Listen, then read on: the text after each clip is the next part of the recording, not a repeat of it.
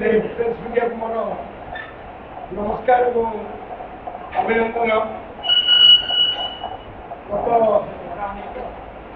गत राति डेरी खबर पाइली जे टीवी मध्यम मत विजु तरफ चिठी देखिली गुगुल भी जे प्रताप जेना आठवी मते कौन पे सस्पेंड कर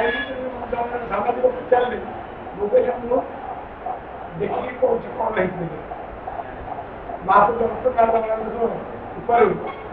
दल विजु जनता आरंभ सभापति मु जनता दल जी कन्वर्ट है विजु जनता जनता दल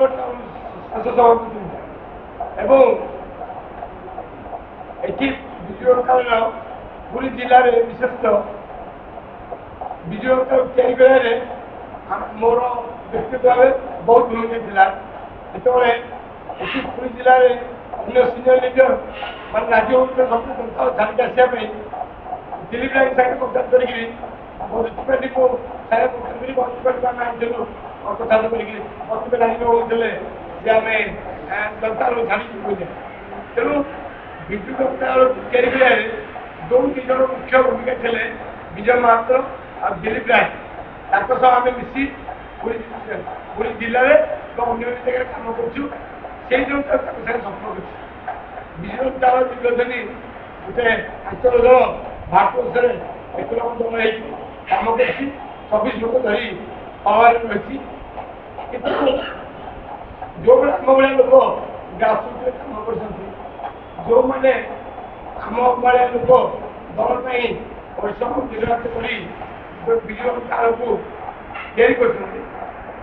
आज कौन कहते मझे जे विजु जनता ठीक भाव चले नहीं आपण मैंने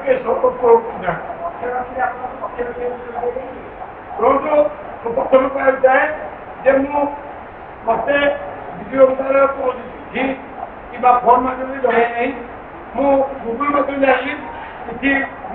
प्रताप जेना कर आप दल विरोधी सस्पेंड कौन दल विरोधी काम कली मुझे जानी नहीं से जानते सस्पेंड कर कारण दल को तैयारी कर मजबूत कर दल को जेहेतु दल गोटे भूल बाटे चली दल गोटे सोशल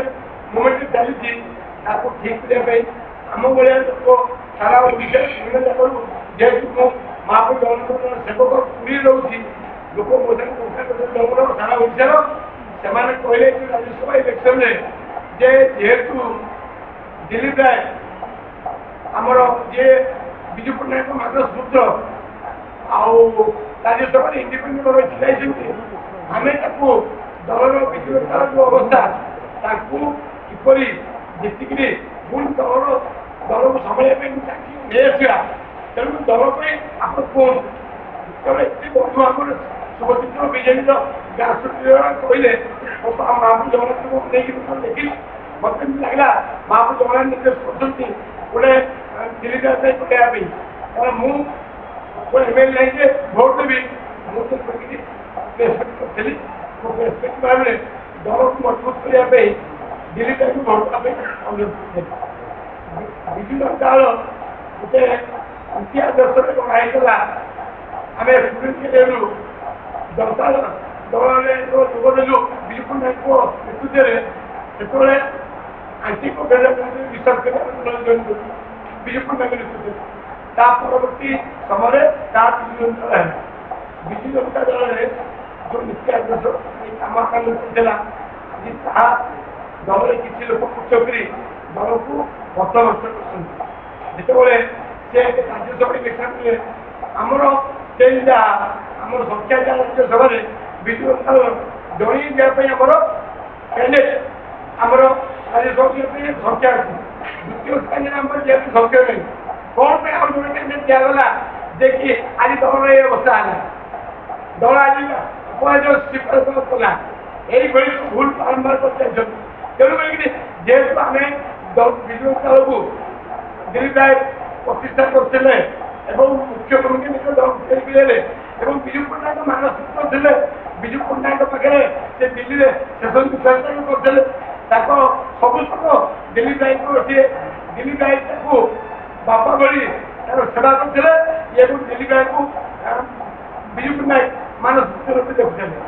ତାକୁ ଆମେ ମନେ ରଖିକି ଆମେ ବିଜୁ ଜନତା ଲୋକ ଦେଇଥିଲୁ ଏବଂ ବିଜୁ ଜନତା ତିଆରିରେ ଆମେ ଅନେକ ସଦସ୍ୟ ଥିଲୁ କିନ୍ତୁ ଦଳ ଆମକୁ ସତ୍ତା ଅନ୍ୟାୟ କଲେ ମଧ୍ୟ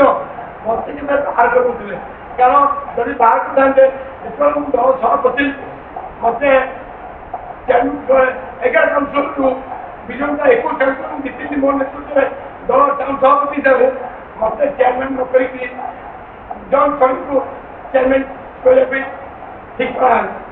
ମୁଁ ସେତେବେଳେ ରିଭୋଲ୍ଟ କରିକିରି independent chairman सेତେବେଳେ Biju Janata suspend କରିପାରିଥାନ୍ତେ ତ କାହିଁ ସସ୍ପେଣ୍ଡ କଲେ ନାହିଁ ମୁଁ ପଚାରିଲି ଆମ ଦଳର ନେତୃତ୍ୱ ସେତେବେଳେ ମୁଁ ଯେତେବେଳେ ଇଣ୍ଡିପେଣ୍ଡେଣ୍ଟ ଥିଲି ଜନ୍ ସମିତି ବିଜୁ ଜନତା କ୍ୟାଣ୍ଡିଡେଟ୍ ଥିଲେ ମୁଁ ଇଣ୍ଡିପେଣ୍ଡେଣ୍ଟ ଚେୟାରମ୍ୟାନ୍ ଥିଲି ମୋତେ ସେତେବେଳେ ସସ୍ପେଣ୍ଡ କରିବାର ଥିଲା ସେତେବେଳେ ସସ୍ପେଣ୍ଡ କଲେ ନାହିଁ ମୁଁ ପୁଣି ଦଳରେ କାମ କରିଛି ତାପରେ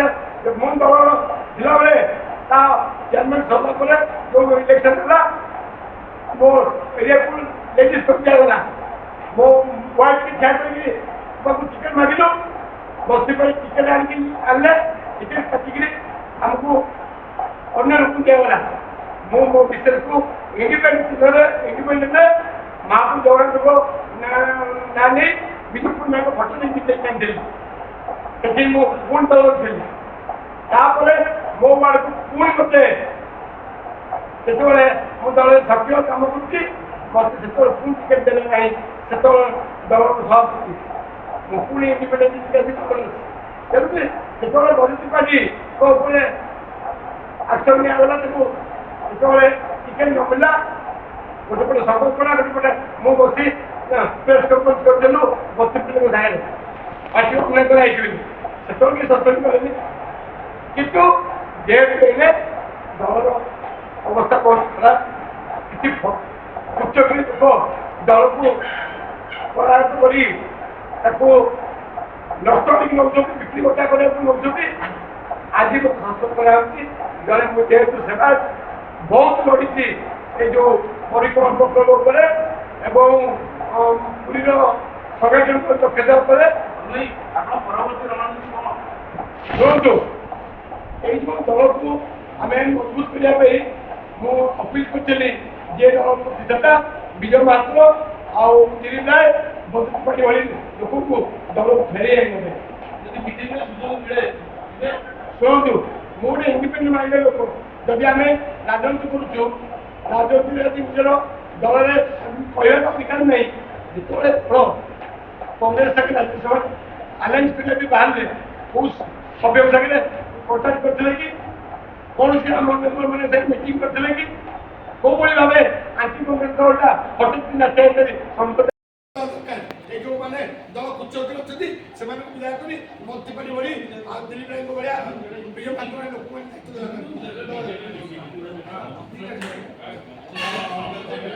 କେହି ବିଜେପି ନାହାନ୍ତି ସବୁ ଅଛନ୍ତି ବିଜୁ ଜନତା ଚିନ୍ତାଧାରାରେ